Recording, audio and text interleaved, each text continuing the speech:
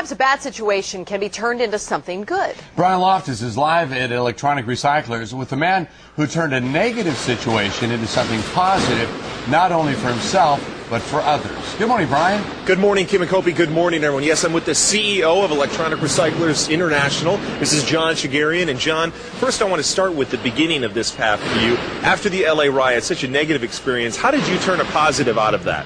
I created Homeboy Tortillas, which then became Homeboy Industries, and that's still ongoing in Los Angeles, getting gang-impacted youth jobs. And our motto was nothing stops a bullet faster than a job. That was true back then, and it's true today.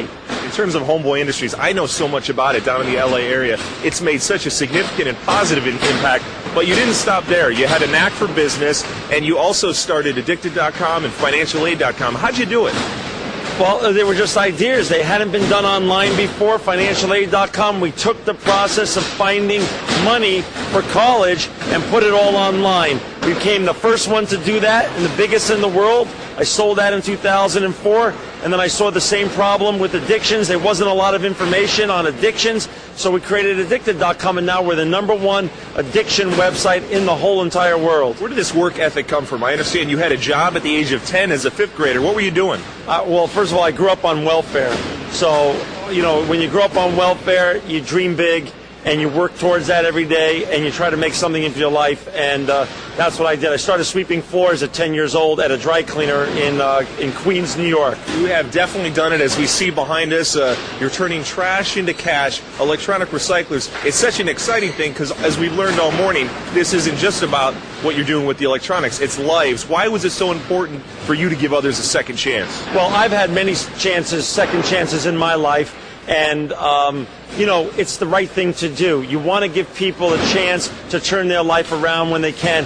And like we've said before, not only can we lead the nation in recycling electronics like we do right here from Fresno, California, we could lead the country in recycling lives. And we're doing it every day here. We have over 50 people who've either been in jail or gangs or in rehab, and they roll up their sleeves and they turn their lives around.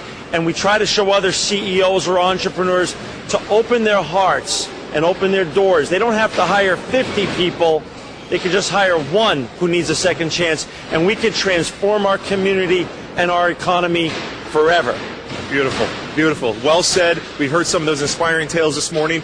We understand you got to go and get on a plane. I appreciate you coming by and talking to us. Thank you so much. Thanks so much. Kim and Kopi, I'm going to send it back to you in the studio. Oh, that's beautiful. Thank you, Brian. It's Clean Out Your Computer Day. But what do you do if you have a computer you want to get rid of? Brian Loftus is live at Electronic Recyclers with a look at a speedy glass crushing used to recycle your food. Good morning, Brian.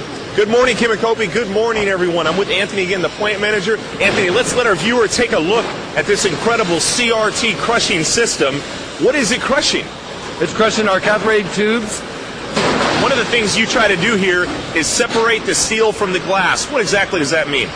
Correct. What we want to do is we want to capture the commodity value.